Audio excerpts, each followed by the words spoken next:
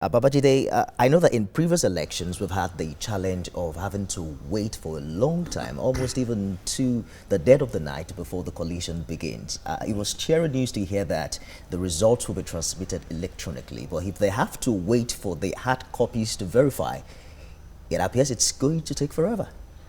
Yeah, because especially in big Nigerian states, in terms of landmass, it ensured that the results of our elections were delayed, because in some states, like Adama, for example, you could travel for up to 7 hours to get to the state capital from another part of the state.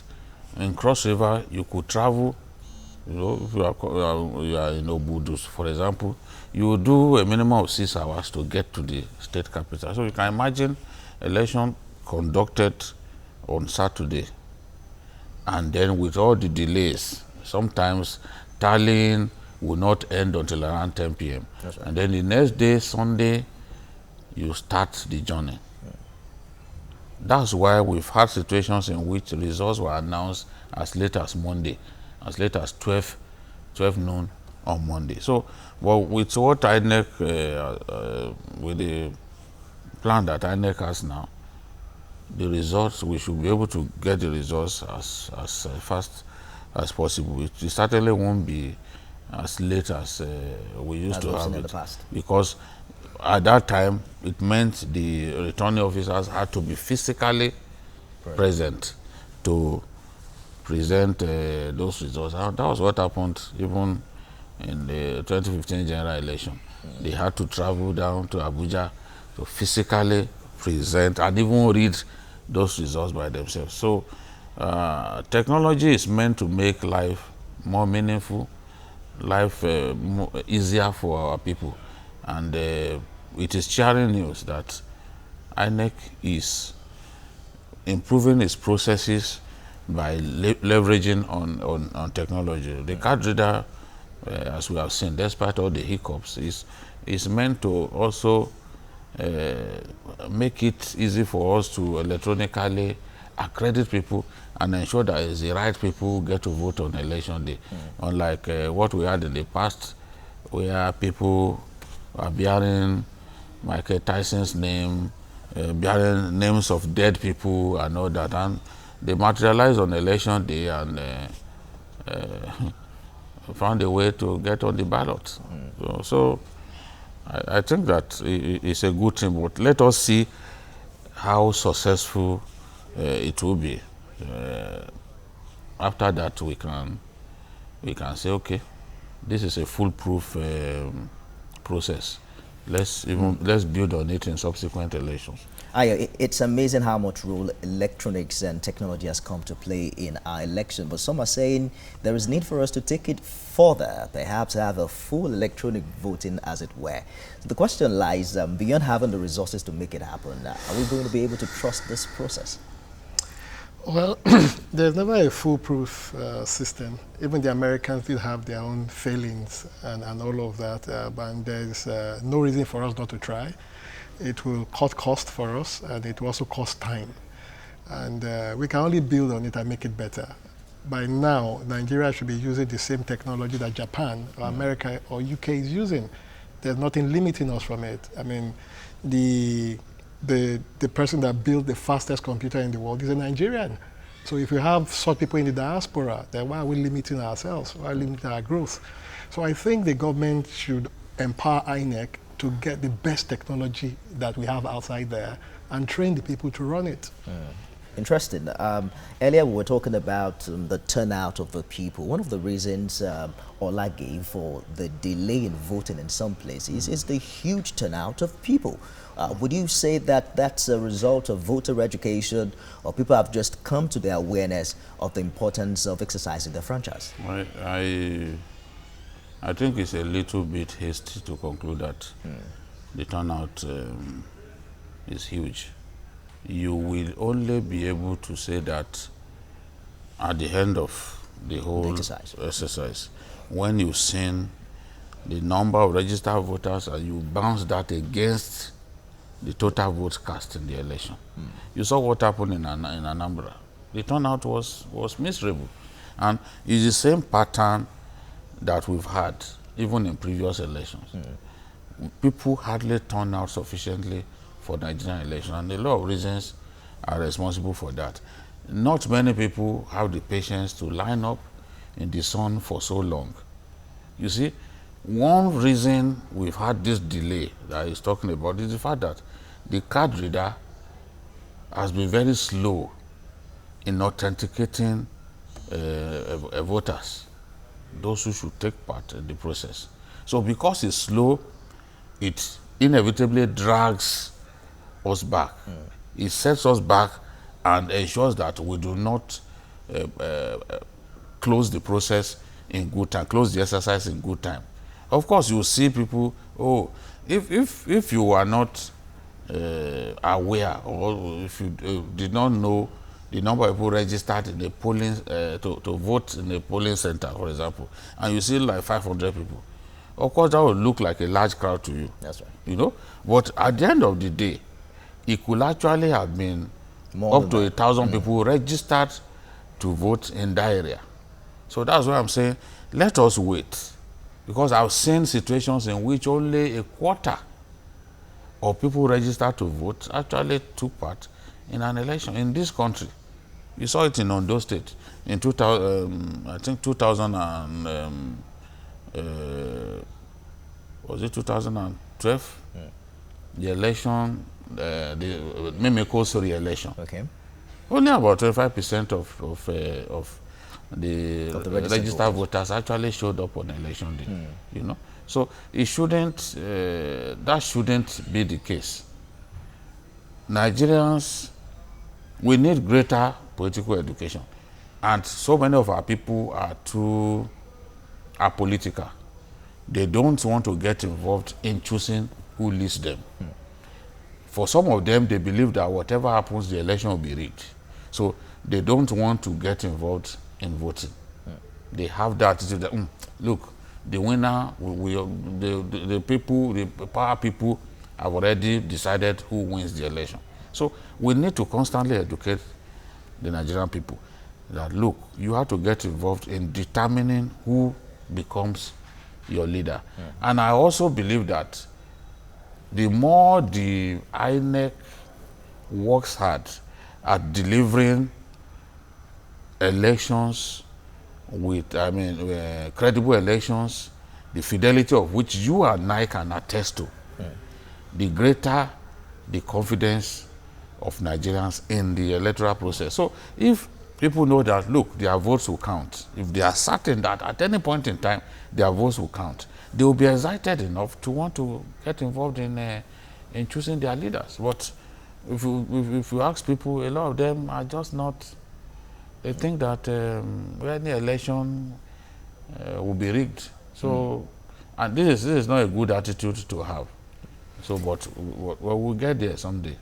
It's really interesting how voter apathy has played itself out over the years. And you see the numbers dwindling from the number of registered voters to the number of people who got their PVCs, and then the actual number of people who eventually come out to vote. In 2014, for instance, the whole vote cast, the total vote cast was just a little bit below 400,000. But he talked about the perception of a corrupt system.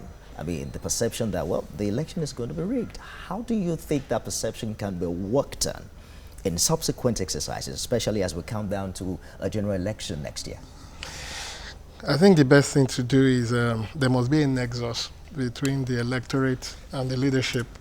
And the only way you can create that is when leaders start performing their duties and implementing their programs. I mean, if you're in a society where you've been promised good road, good health system, and all whatnot, and they come in, and at the end of 4 years, you don't see nothing. And this system continues like that. There'll be a time you just lose faith in the whole thing, and to hell with whatever happens. I've seen areas where a local government is established just right here, and people are passing the frontage and never even knew there's a local government there. And I've seen a situation whereby somebody are coming, started walking the thing, and the whole place is flooded. You understand? A man once said that if you affect people positively, they'll be bugging you with more jobs. But the day you don't impact on their life, they move on. So that is what is happening. And it means that everybody, don't be quick to forget that the leadership comes from the followership. So if you have a large number of bad followership, you're going to have more number of bad leaders. But again, it takes some few people to stagger the system and make it work appropriately well. It means that those who are conscious, those who are pragmatic, must also come to the system, not just rely on their own self-help situation. Because a lot of people are now government on their own. They provide their own light, provide their water, provide their security and all, and they just leave the whole thing, forgetting the fact that you still live in the same community, and this thing has a lot of adverse effect on you. So people must just come in to save the situation, especially those right-thinking ones. You must come in, save it, for us to have a better tomorrow. Babajide, let's stay with the card readers for a bit. Some say it was the game changer for the 2015 general election. The legality of it was contested at the National Assembly. And then just today, we saw the PDP candidate initially having troubles with this card verification. The APC gubernatorial candidate also, the wife, had an issue with the card. Just before we go on, I understand that we have to wrap this on TVC Entertainment, and if you want to continue with us, you can watch it on TVC News. The big question now is there room for improvement, or we just all have to agree that this is a machine and indeed sometimes it will fail? Yes. You saw that there were complaints about it even in Kenya, you know, the presidential election. So it's not a perfect system. And just like your phone could suddenly begin to act up. That's right. The card reader can malfunction.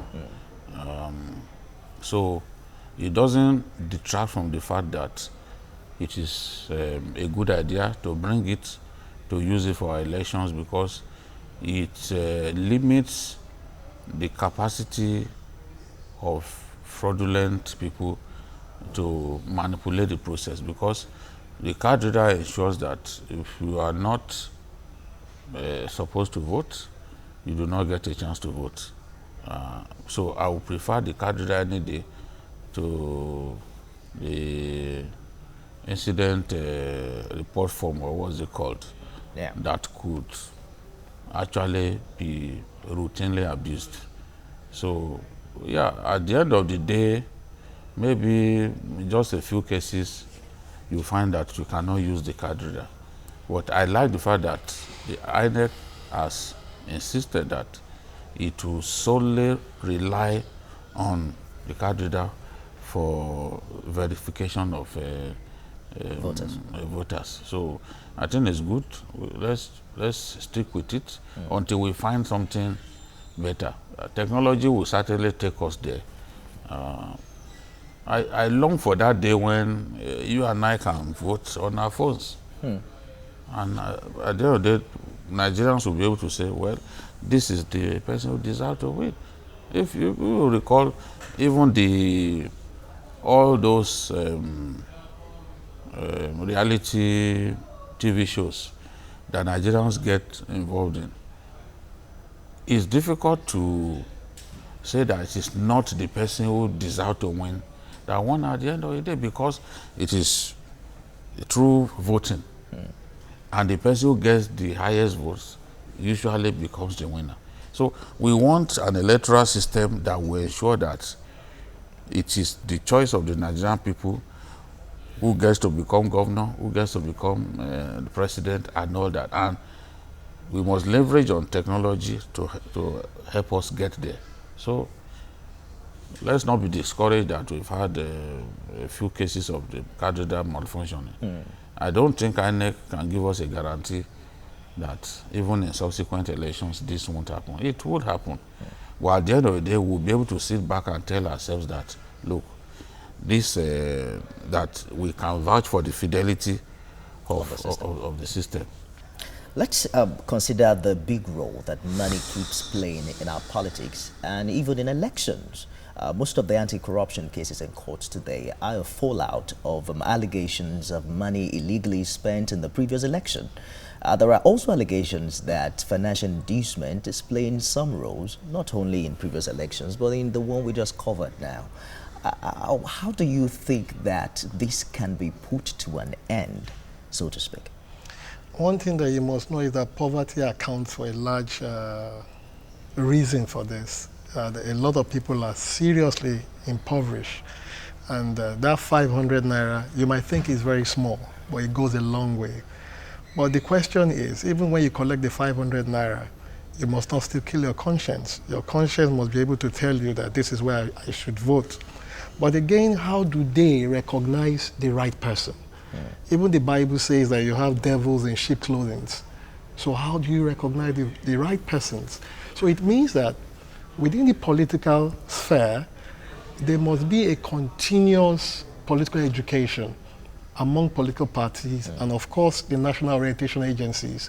It also means that there must be continuous talk shows, especially at the communal level. It means that people must continue to attend various community meetings and all of that, so that the product of that process is what will throw up the leadership. By the time somebody comes out, you are able to track the person to a purpose, either religious or community activities. If you are not able to track such a person and they come to stand for election, I will beg you don't vote for them, because you must be able to track their pedigree. If their pedigree is not trackable, such a person is dangerous for any leadership position. Have we really been able to draw a line? For instance, INEC will tell you that there's an amount of money that political parties are supposed to spend on campaign. Some parties will tell you that we have provision to cater for our members during election. So everyone seems to have a reason for spending money during elections. Have we been able to really put pen to paper to identify that this is an offense? Well, it is clear in the Electoral Act that you cannot induce voters in the way that we are doing. But as Wale said, our people, poverty reigns in our land, and nobody who does not know where his next meal will come from will turn down the offer of 10,000 naira to vote for a particular candidate. And you saw even in one of the recent elections that we had, women were being offered yards of cotton, bales of cotton, just for them to vote. It's shameful that some politicians diminish our people in this way. And you expect that some really cultured politicians would not get involved in monetizing the democratic process, but it has come to stay in our country, and with every passing year it gets worse. As a little boy, I didn't see money politics being played in this way during the Ayodele years, during the late 70s and the early 80s, the Shagari era.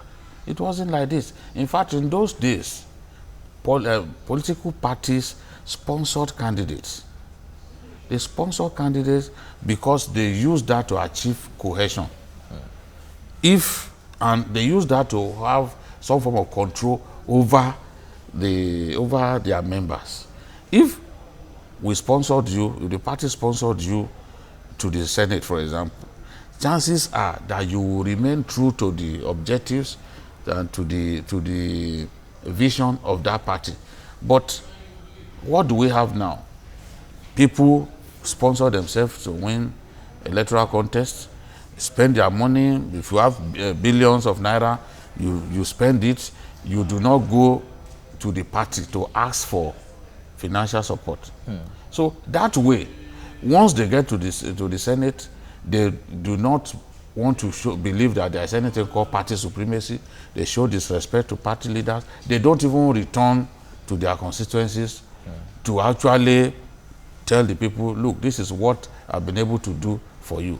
So that at the end of the day, what we have is simply not good enough. we have to take seriously the matter of capping campaign funding, because it's been successful in other countries. We have to take that seriously, and then we have to find a way to stop the idea of people giving people money at polling units to get them to vote for their candidate. I remember that the British envoy here said that EFCC and INEC should work together to banish this idea of giving people money at polling centers. But from what we've seen in the days leading to this election and the reports that we are getting about what actually played out at polling centers today in Ekiti, both parties, both major parties, were clearly inducing voters. And one would have thought that the massive presence of policemen and other security officers would have curtailed that. It depends on what policemen choose to do. Policemen can choose to turn a blind eye to what is going on. Let's take a break I think they made some arrests, but in some cases they allowed the exchange of money to go on. But it's on record that some arrests were made at polling centers. As regards to that development. Yes. We'll take a break now. The conversation is on. Don't forget that we're streaming live on our website at tvcnews.tv. You can also join the conversation online and share your thoughts with us on Twitter at tvcnewsng using the hashtag Ekiti Votes. We are counting down, and of course, we're keeping our eye on development in that part of the country. We'll be back with more if you stay with us.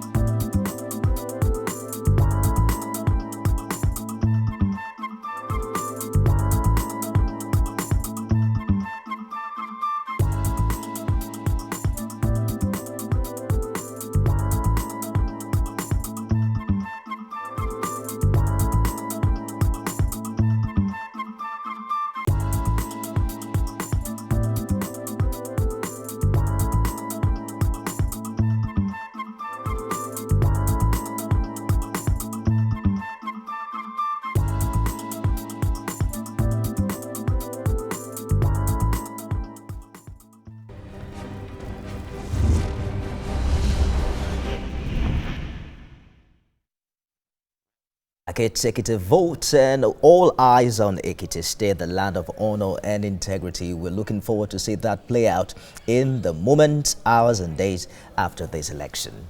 Now, candidate of the All Progressives Congress, Kolade-Otitoju, in the ongoing Ekiti governorship election has expressed his feelings about the ongoing exercise. The former governor, who was accompanied by his wife, exercises franchise at his hometown in Ekiti. Bad reports from across the state, from our agents, from our leaders. There have been reports of skirmishes of violence, problems of card reader issues. There have also been relative calm in many places. But it's too early to judge now. It's too early to give a full and final verdict on how the process has gone all over the state. I would plead with you to allow me some time to get more reports from the field before I give you a definitive statement about the process. I have with me in the studio Ayodele, Adewale, political analyst, and of course head TVC News, Babajide, Kolade-Otitoju. Thank you, gentlemen, for staying the course. Thank you for having me. All right, so we saw earlier how the card reader performed with both the APC candidate's wife and of course the PDP candidate. We understand that those issues were eventually resolved. Let's take it a bit further, especially when it comes to paying attention to the performance of these machines during elections. How relevant is all these little skirmishes, especially when we begin to talk about the performance of the general election, as it were? See, as long as you're in this mundane, you can never have 100% perfection. We all strive to be perfect. But I can tell you that looking at the aggregate of the information we've gotten from the field, I think the machines have worked perfectly well. Remember that Toyota recently recalled hundreds of its vehicles that were thought to have been perfectly made. And right. If Toyota of that kind of high technological acquisition could do such, then how much more we in Nigeria? I think what we need more is patience. We saw what happened to Mrs. Fayemi. She was patient enough. She wasn't throwing banters. She wasn't questioning the system. She had faith in the system. So that shows you the level of political maturity that she has. And she came back and cast her votes. And beside that, INEC also have other provisions to make sure that you vote, as long as they've checked the list and make sure that you're there. Interestingly, Babajide, we had cases of people being told to go back home and wash their hands, and then they came back and found out that it wasn't working. Do we have enough enlightenment on the part of voters as regards how to use these machines? Yes, the enlightenment will never be enough. It has to be sustained, because the voter who got the benefit of enlightenment today may actually not be so privileged the next time. And it's not easy to, we're talking about more than 500,000 voters. It's not easy to reach all of them. But enlightenment can actually be broken down. The desire to enlighten our people, we can actually break it down up to ward level. Where as we approach an election, you talk to people, you let them know that, look, it's important to exercise their franchise, their responsibility as a responsible Nigerian of electable age. You can vote. And because you have that power to vote, you should exercise that power to vote. So we have to continue to enlighten our people. You know, illiterates who will not wait for the ink, you know, on the ballot paper to dry before folding. It happened in 2015, and a lot of ballots were voided because it will end up smearing some boxes and all that. So, which will make it difficult for INEC to determine who you actually cast your vote for. So, people need to be enlightened. Wait for it to dry. You know, wait for like a minute for it to dry before you fold. And you don't have to fold tightly. You know, you just fold a little bit and drop it inside the ballot box. So people need that constant enlightenment. In 2015, when I saw the number of votes voided in a part of Kaduna State, I was worried. I said, perhaps these people were not sufficiently enlightened about how to handle the ballot. On whose shoulder, let me stay with you, Babajide, lies this responsibility of enlightenment? Earlier in Nation, we saw a 113-year-old woman who was being aided by another young man to exercise a franchise. Who really has this responsibility of educating voters? INEC and the parties. Because INEC at its level will meet with political parties, tell political parties about its plans, and assure political parties that it intends to organize free, fair, and credible elections. The parties will now take it from there to enlighten the voters, enlighten their members. Parties have, they hold meetings weekends, and on Saturdays, when do you hold your apex? Different days. So at that level, enlightenment can take place. And once you've spoken to maybe like 10 people, you can be sure that those 10 people will take the message across to about 30 other people. So that way, the things that they must not do at the polling units, they will be told. How they need to handle the ballot papers, they will be told. You know, where they are on the ballot sheet itself, where their political party is located, they also need to enlighten the people, because some of these people are not educated. You know, remember when the ACN came up with Jensoke that time, because their party was the first on the ballot. So when you hear Jensoke, even if you are okay, means up. So it was a slogan that was created to enlighten the voter that it was the first party that they needed to vote for. So the enlightenment, we can't leave it to INEC alone. The NGOs, there are NGOs whose responsibility, or who have a responsibility to give political education to people. So those NGOs too need to get involved. They need to get involved. At the end of the day, once our people are sufficiently informed about what is expected of them on election day, things will get better. And some of the violence that we experience and other problems will be banished. It might be too early to talk about the performance of INEC in this exercise, but how have they fared thus far? I'm particularly impressed when I saw images online of the fact that apart from protecting election materials from point A to B with security personnel, INEC also now has a way of tracking the vehicles, so they can tell where a vehicle is at a particular time. In your opinion, how far has the umpire performed thus far? Well, I will score INEC the way my professors scored us in school then. They scored you step by step. So in terms of steps, I would say INEC have done very well.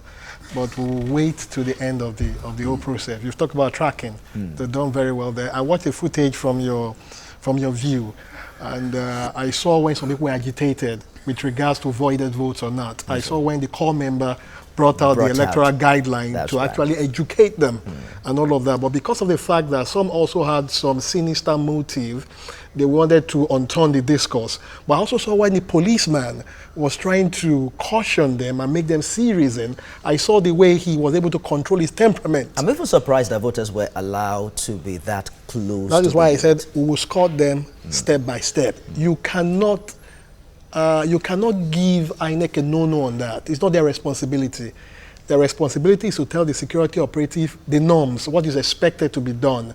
It is meant for the security operative to carry out with due diligence and candor the regulation of the INEC. So it means that INEC and the security operative must have a much more synergetic processes and training, as the case may be. With regards to political education, I used to understand that, or I used to know, that we used to have social studies in our school. And I would liken it to the case of Ebola. If we want to actually educate our people very, very well, then we must use the Ebola approach of educating our people. To the extent that in primary school, everybody knows that as soon as you get to the school, you go wash your hands. When you interact, you go wash your hands. So we also must use that Ebola kind of education to educate our people on how to conduct themselves during a political process. And it also means that we must revive social studies in our school. It is in social studies that this political enlightenment can be embedded, so that from your cradle in primary school, you will be educated. By the time you get into the secondary school also, either in history or whatever study in the junior and senior educational system, you will be educated. And by the time you get to the tertiary institution, there will be a system for it. It also means that religious bodies must queue into it. Because I normally tell people, there are two things that Nigerians respect a lot: the pulpit, the mat, and the shrine. If you don't find them at the pulpit, you find them on the mat, or you find them at the shrine. At each of these three platforms, they must be able to sync with the National Orientation Agency to teach our people about political education, the norms, tolerance, and all of these things. If we continue with this, you will find out that we'll be growing a new set of generation. That's right. They'll be very tolerable in terms of processes like this, and they will know how to act and, of course, vote rightly. It's all right. So they say election is not an event, as it were, but a process. We've seen the campaigns and we monitor the voting earlier. And now we're in that stage of collation and counting. Some will say that's perhaps the most sensitive part of any election, especially in this part of the world. What do you expect from stakeholders at such a critical time as this? Yeah, they must not lose their heads. So far, so good. We cannot say this has not been a well-organized election. INEC has done its best, and we just need to wait until the conclusion of the process. I want to believe that since it's been this successful up to this point, the INEC will be able to see it through. And at this stage, if the result does not go your way, I would expect politicians to not lose their heads. In another 4 years, there will be another election, and you get a chance to test your popularity again. So, violence, post-election violence, we do not want to see it, because it diminishes us as a people. That after elections, we'll be killing one another and all that. So, I do not want to see the sort of violence that characterized the announcement of the 2011 result of the 2011 presidential election. So I hope stakeholders will remain peaceful, will remain calm, and continue to show faith in the process. It's interesting, really, especially when you follow up election results in the past. We've had people threaten that if this doesn't go my way, this is what you're going to see. What would you say to electorate and stakeholders in Ekiti as we await the results of this election? They should be calm. They should be very calm and very vigilant. Ekiti belongs to them. Ekiti belongs to every one of us. And the success in Ekiti will determine what will happen in 2019. And remember that after Ekiti, the next one is Osun State. And they're just side by side. So INEC should do whatever they can. Particularly the security department should do everything within the law books to make sure that things are calm and the results are guided and the pronouncement is made. Okay, so he says calm and vigilant. What is the scope of this vigilance, especially on the side of electorate? How much of a vigilante can there be at this time now? Yeah, it is said that eternal vigilance is the price of liberty. If you work so hard to be part of this process, because I know many people traveled, even from outside Nigeria to be part of this election, then you should also be able to defend your votes. It makes no sense to cast your ballot and everyone leaves the polling unit. Yes. No. Party leaders oppose that idea.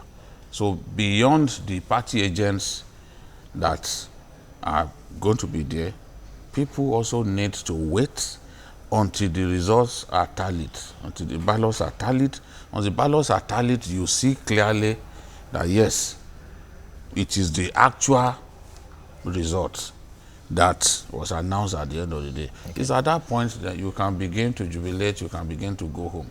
But you shouldn't cast your ballot and just walk away. You have to stay within the vicinity of the polling unit, and that is after the accreditation of voting, and then wait for the actual sorting and counting.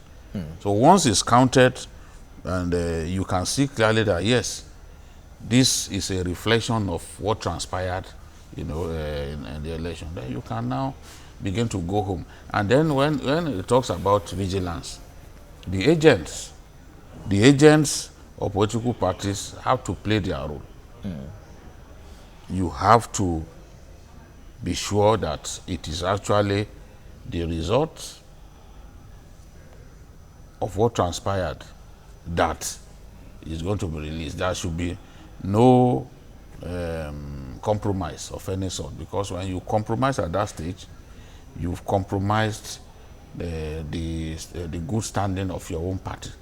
So they have to ensure, they have to be vigilant to ensure that their party doesn't get cheated at the end of the day. So that vigilance is important. Ayodele, in staying vigilant, it will take quite some number of perseverance on the part of a voter who had woken up early this morning, who withstood the harsh condition of the weather, stood under the sun to vote for the candidate of his or her choice, and then you're asking such to wait while the vote is counted. Don't you see it as a process that is asking too much from a voter? You're not asking too much. I mean, if you have to spend the whole day, if you have not the whole day, if you have spent so much time in the last 2 months anticipating for this day, and there's nothing, it won't take you anything to just dedicate 12 hours. Let's say 12 hours for the whole process to go by. So it's not taking too much, and this is the most delicate part of it. The most delicate. One single person can turn the whole system. And can mirror the whole process. I'll give you a scenario. While we were in school, we had a NAS convention in Bauchi. And our convention is that you have to just raise up your hand, everybody sees you. And at that point, the present deputy governor of Edo State was running for NAS president. I ran for PRO. He had gotten angry. He was going back to Jos. I ran to meet him in the bus. He, a lady, and somebody were there, and I begged him, don't go, come back. He listened, he came back. We got to that process. It took one lady, just one, when the counting was on. She moved from that point X to point Y, scattered the whole thing. We went to Abuja several years after, University of Abuja, several months, to also sit on the matter. We couldn't, it was war. We now went to Rust. It was at Ross that Philip Shaibu was affirmed at the Senate meeting. But look at the troubles that went. It just took one lady just to move from that point to this point, and the whole process was dashed. So this is the point now. You saw what Urubebe tried to do at the last episode. It took the calmness of Jega. If Jega had ignited himself, the whole process would have been ruined. So everybody must be calm now. No matter the provocation, just be calm. Let us deliver the baby. I'm also concerned about the amount of civility that you expect from stakeholders after this election, given the quality of pre-election campaign that we had. In the previous election in Ekiti, we saw a candidate say, well, if that's the wish of the people, let it be. It was widely celebrated. Some sort of a thing we've never had in our polity here. Do you expect the same mood after the results are announced in Ekiti this time? It depends on the way the election goes. That's why I always want to see INEC give its best. If INEC conducts a very transparent election, I can tell you, litigation will not happen. People won't see any need to go to court because they will see clearly that they were beaten and well beaten. People, when an election is characterized by ballot snatching, vote rigging and all that, the post-election, we'll see people going to court, we'll see people resort to violence and all that. I think that the conduct of an election, if it is perfect, yes, there will still be one or two people who will still want to go to court, who will complain. There are some Nigerians who are naturally bad losers, but it helps to deliver a free and fair election. We saw it on June 12th. That's right. The beaten candidate could not argue about the fact that he was beaten and well beaten. So, and that's the way it is. You saw 2015. Generally, the wish of the Nigerian people, the presidential election prevailed. And the incumbent president gave up the fight. He congratulated the winner. So, if the election is well conducted and every phase of the election was perfectly handled, including the final phase, because without the announcement of result, an election cannot be deemed to have been concluded. So if you do not have any major issue with all the phases of the election, then we can be sure that the candidates will be happy with the outcome. You know, so if the candidates are happy with the outcome, then their supporters will be happy, because it's usually the pronouncements of these candidates that push people to violence. When a man starts saying, oh, they rigged the election, they cheated me, this and that, the blood of his supporters will boil. And then they can take to the streets and start killing people. So I would want to see a situation in which the way INEC conducts this whole thing, right up to the end, will sit well with every contestant. And then those contestants will accept the outcome. Once they accept the outcome, in the true spirit of sportsmanship, you can be sure that the day after will be a happy one for everyone. So this election contested by 34 political parties, and we're looking at 14 candidates in the Ekiti election. But there's this question of the desperation that comes with winning elections, especially a governorship seat. Some have ascribed it to the kind of aura, the kind of strength, the kind of power that the governor wields in the state, and the kind of influence that they wield. How do you see us decimate this desperation in such a way that elections will be fairly conducted without the so much emotions and desperation that comes with it? It's because of the fact that the Nigerian situation has seen a political office as a means to an end. If we create other events where people can be properly taken care of in terms of making do with their creativity and ability, then nobody will give a hook about going into political office in order to kind of resolve their economic questions and all of that. And the only way is to improve on our economy.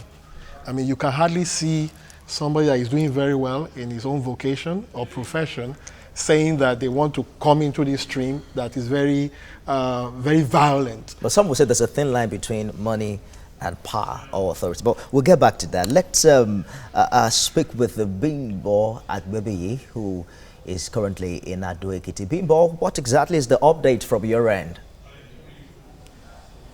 Let me reel this out.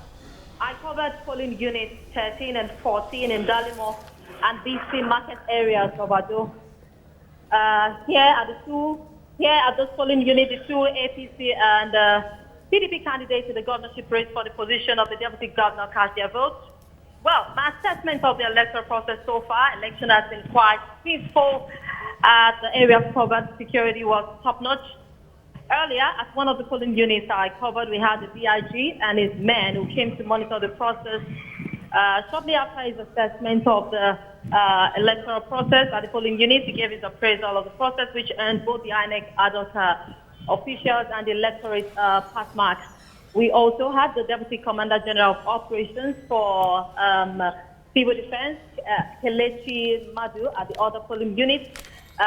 In a chat with him, he confirmed that the process has been smooth, free, and fair so far.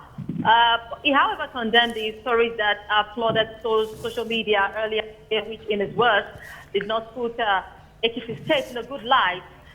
he noted that there were reports of violence that were massively reported on the social media, which according to him is untrue.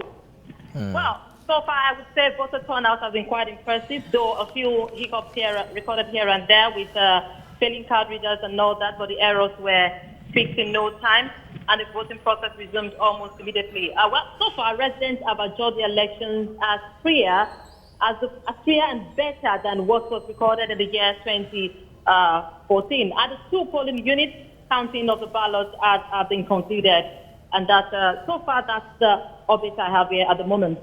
Thank you very much, Bimbo, for that update. We'll be back with you for more, if we can, in the course of the show. Let me come to you very quickly, Babajide. There's the issue of social media reports and how it influenced the reaction of people, especially the public.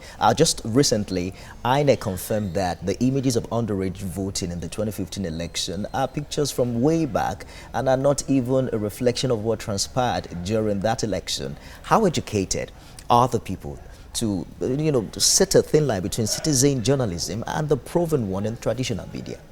Well, it's unfortunate that the internet, especially the smartphones, have turned everybody to a journalist. People post stuff on the internet without any form of filtration. They are not concerned about filtration of any kind. And that's not journalism. It's not journalism that these guys are practicing. They put out lies on social media, and you as a trained journalist, when you want to caution them that, look, did you find out this was, you will say, oh, I picked it up from another wall, from a friend's wall. But you can't be spreading falsehood. It makes no sense. And that's why Farid Zakaria said the internet has put power in every hand, but not a sense of responsibility. So everyone thinks, so yeah, I can put stuff on the internet until we begin to punish people. The last time that bill came to the National Assembly was thrown out. I want to see our cyber laws rejigged in such a way that the rampant libeling of people via Facebook, WhatsApp, and other social media platforms will end. That's right. I want to see people who post stuff meant to incense other Nigerians, meant to spread hate in our country, meant to trigger bloodletting in our country. I want to see a situation in which such people will be punished. People must be able to account for what they put on social media. That's not happening now. You see, people who are grossly irresponsible, they sit on social media platforms and just put all kinds of things there. Of course, look at it's happening now. People are posting election results and all that. And the Electoral Act stipulates clearly that it is only INEC that can release election results. Now, and the pattern is always that they will post the ones that appear to favor the party of their choice. So what they are trying to do is that at the end of the day, if their party doesn't win, based on a few results that they saw on social media, they will say, oh, INEC rigged the process. Oh, it is rigging. It is wrong. We have to find a way. Our laws must be able to punish people who use the social media recklessly the way some of our people are doing.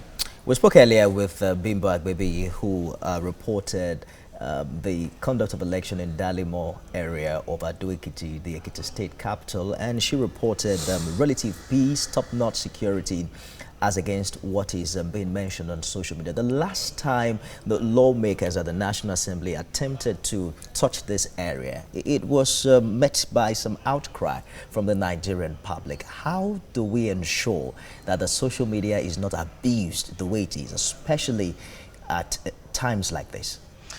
You must appreciate that freedom itself is not totally free. There must be some level of stopgap.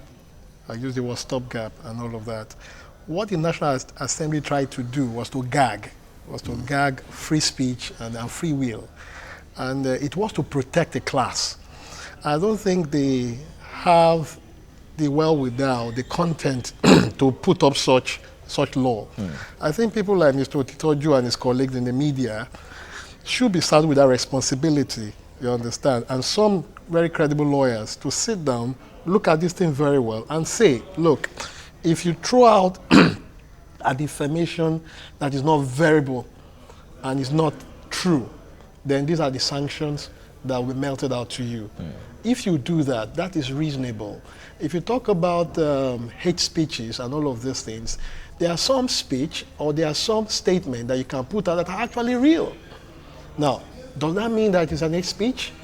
So you have to bring in heads to look into these things, because one of the greatest weapons in the world is speech. It is very powerful, it is life. You can use that to indoctrinate people. That's right. Like the Boko Haram, situation that you have, it's not particularly that they are paying them, it's an ideology that is being driven into people. That's right. When we were fighting the military in school then as full soldiers, we weren't paid anything, we were just listening to people. Of course, also listening to music, like Bob Marley and the rest. You understand? These things motivate you. You understand? So these are areas that they need to look at very, very well, because in the event of trying to kind of placate the situation, you can also have an opening for tyranny and tyrannical people to come in and, of course, finish everybody. So that's why we need people like them to sit down and, of course, create some fiat to leverage the old processes. Perhaps the onus also lies on the reader, the one who's been fed this information, to verify the pictures, the videos, the information before acting on them. Okay, for them, people react in an instant. There is really no time. There are no editors. They are not gatekeepers in the media house that you have to now, that you expect to double check, you expect to filter anything coming to them. They don't have that time. They see stuff and they just believe. Look at the video of a woman in Sudan, shot in Sudan, firing an AK-47, firing into the air with an AK-47. And Nigerians said, oh, the Fulanis, they've come, they are training their women on gun handling. That's right. And the rest of us, we are here. They will soon kill all of us. That did not emanate from Nigeria. It was some wayward Nigerians posted it on social media platforms, and many people believed it.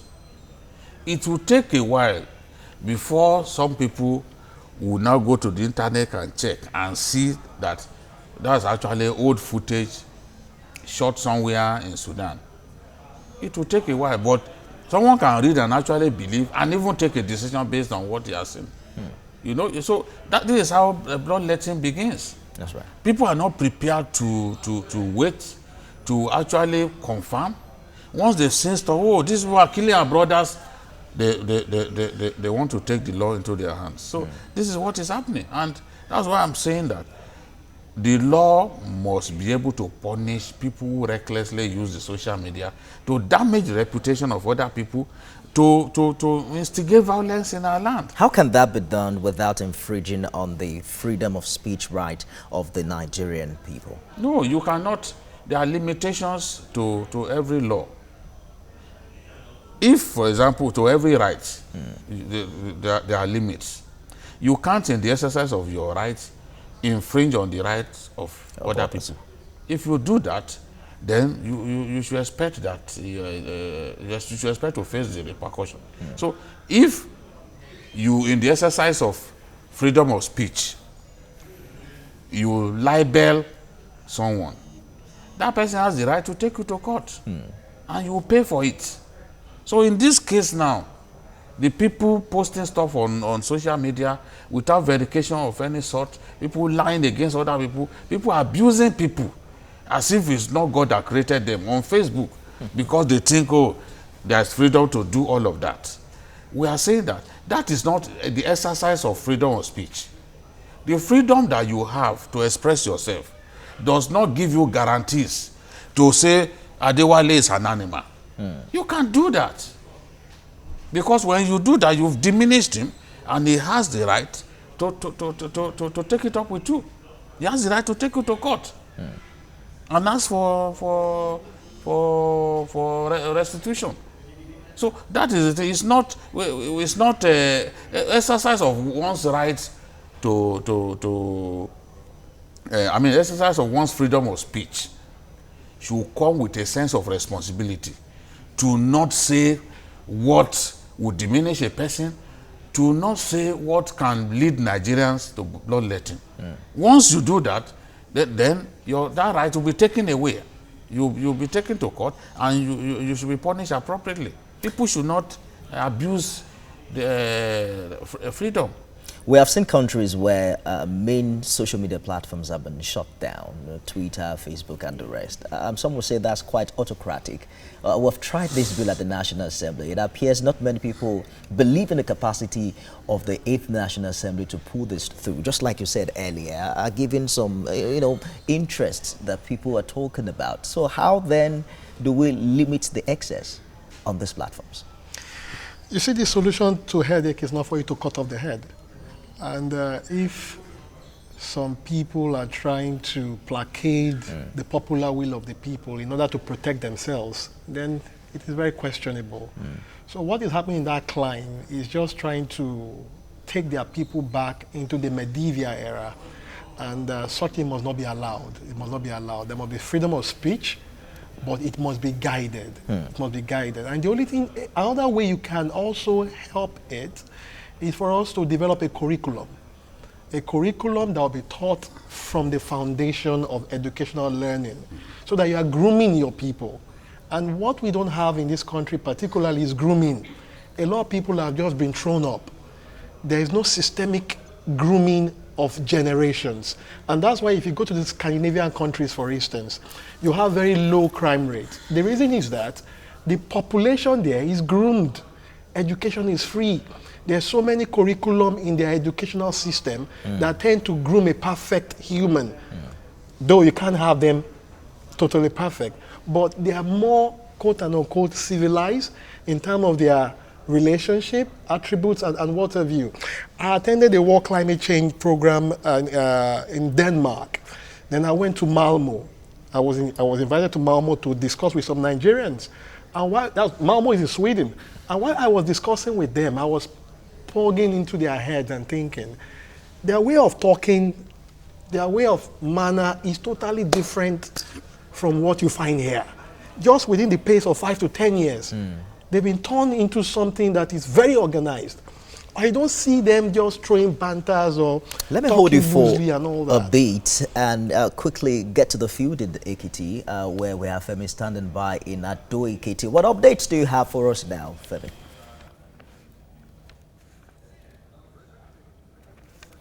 Femi, what updates do you have for us now from Ekiti?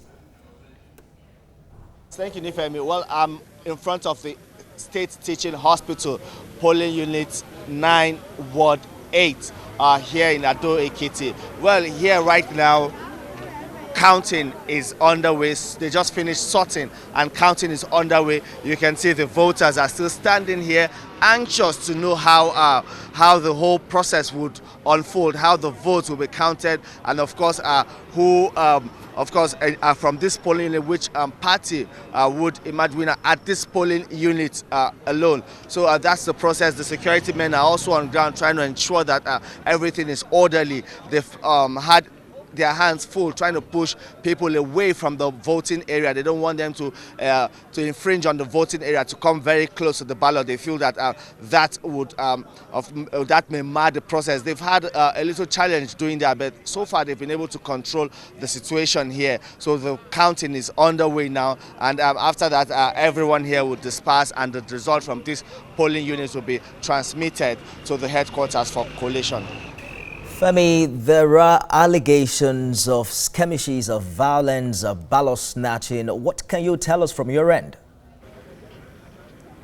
Yes, we're hearing reports of ballot snatching and some mild violence, but in Ekiti, from the polling units I've been able to cover, I've not witnessed anything like that. So far it's been peaceful, all the areas I've covered, but of course it can be ruled out. During elections, most times the atmosphere is usually very tense, and it's a very volatile period, and sometimes it breaks down, it gets into violence, and of course it gives the security operators a tough time trying to nip this in the bud. But in most of the areas I've covered in Ekiti and Ikere, I have not witnessed anything of such.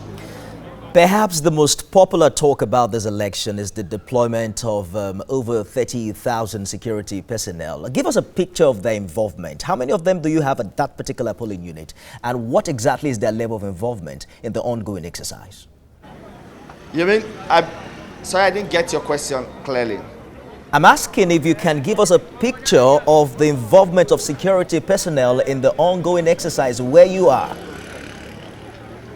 Okay, yes. Well, at this polling unit, we have police officers. They are working, collaborating with the Civil Defense Corps and also even the Federal Road Safety Corps, the Nigerian Immigration.